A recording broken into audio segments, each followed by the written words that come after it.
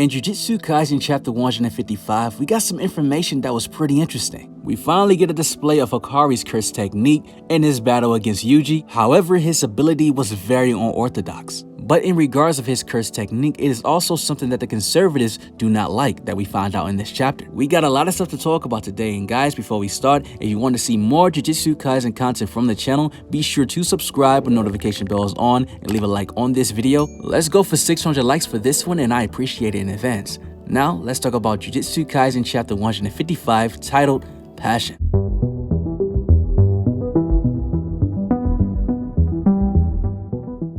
Alright, so the chapter starts off with Hakari telling Itadori that he can earn 1 million yen by working 1 hour a day. Yuji has this odd look on his face like, wow, that is a lot of money. However, he responds that it all depends on what kind of work it is. However, Hakari tells Itadori that in order to know what kind of work this is, you have to purchase this information for 200,000 yen. Now, Yuji reacted in a way that I think any sane person would. He talks about that that's very dishonest, and it really is, because if someone tells you that you can earn a lot of money here for this amount of hours a day, however you have to pay just to get in, yeah, that's a scam. Especially if you have to pay money just to know what the job is. And in the first half of this chapter, Hakari breaks this all down because he agrees with Yuji. He said, yes, that is precisely it. This is the typical method of scammers. Scammers pretending to be wealthy, then they sell you information on how to get rich, thus making them money. It's easy to see through it if you use your head, but there's a lot of idiots out there. And this is the real world 101, because there are many businesses out there that became super wealthy by scamming people, even though they got caught eventually, but this tactic is still used to this day. Hakari explains why people continue to scam and why people also fall for the scammers is because it's something called passion. Both the scammer and the scam have this passion and a motto called, I'm going to change my life. People get caught up and carried away with this passion and end up making rash decisions. But without passion, people cannot fall in love. And the reason why Hakari applied this to love, because people can fall in love with somebody so fast by making a rash decision because they had a passion with being with that person, and then they end up being fooled because they really didn't get to know that person. So it's a risk and reward. This is why Hakari asked Yuji, what is a more direct exchange for passion? And Yuji brought up gambling. And that is the philosophy that Hakari believes, that life is a gamble. He further explains that there's a lot of women in the past that he dated that dumped him because they despise gambling, but they got it all wrong. The ones who can't get big and the ones who don't know when to quit, they are the ones who get tossed aside from our society. Hakari believes that there's not a single person in the world who doesn't gamble. What they hate isn't exactly gambling, it's loss and run. And in a way, Hakari is kind of right, because a lot of decisions that we make in life, sometimes it can be a gamble. Not necessarily gambling like you go to a casino and you're gambling with money, even though that's a form of gambling. However, there's also things that we do in life that also implies as gambling. For example, if you're a basketball fan, we've seen so many times when Steph Curry was by himself on a fast break, but he would stop at a three-point line to shoot a three, even though he has a 100% chance of making a layup since he's by himself, but he takes a gamble of shooting that three, despite the fact of being the greatest three-point shooter of all time. So there's an endless amount of examples, but Hakari is right. And we finally get a reason why Hakari even made this fight club to begin with, and why he adored people with passion. He talks about that passion is gambling and gambling is life, and love is control. And with the fight club that he established, he wants to control the country with their passion. And he believes now this is the perfect time to have this fight club, because now the existence of cursed spirits have been exposed to the public. With the Jujutsu headquarters having troubles at the moment, he believes that this will force them to accept his fights publicly, which can also alter Jujutsu regulations. That is the true plans for Hakari. Now, after Hakari explains all this to Yuji, he started to become very alert because his phone was constantly ringing, receiving missed calls notifications, which most likely is from Hoshi fighting off Panda and Megumi.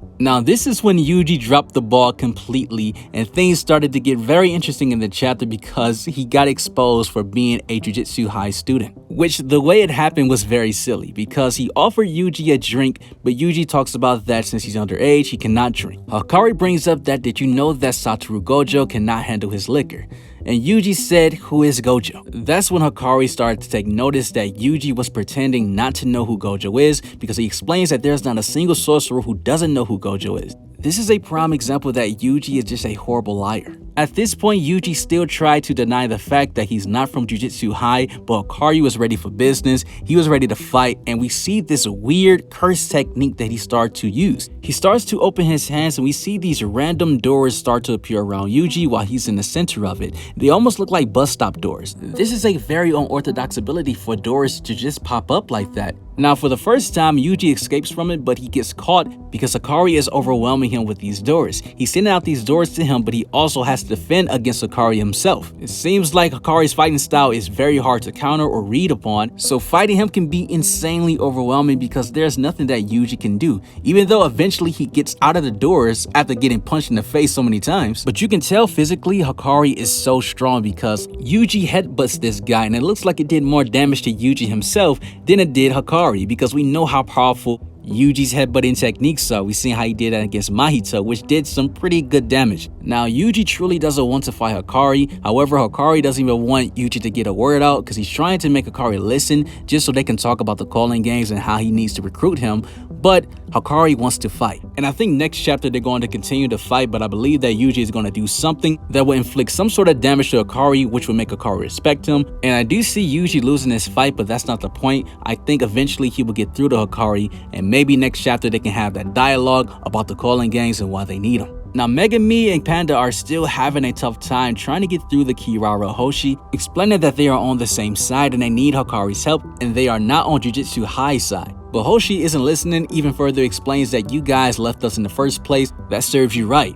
And Megumi, he's confused. He's like, why did you guys leave to begin with? What really happened? And Panda explains that Hakari and Hoshi had an argument with the conservative faction. The conservatives believe that Jujutsu sorcerers should behave and act a certain way. It even boils down to the way their curse techniques is operated. For example, Kugisaki's curse technique is a prime example and a model to what the conservatives actually like. Now, we know that the conservatives in Jujutsu Kaisen are horrible for the most part, but judging people based off the curse technique and how curse technique should be is pretty extreme. And Panda even talks about that the conservatives are very annoying when it comes to this. That's probably why Gojo talks about that the new generation won't be limited to special grade, because he knows that the hierarchy of the conservatives, the higher ups, they are very scared of the hidden powers that are rising within the youth. Which to me, this foreshadows that we might get a situation on our hands, just like with Maki when it gets to Zenin clan, we might get a situation like that similar to the new generation versus the higher ups, which I would definitely make a video about.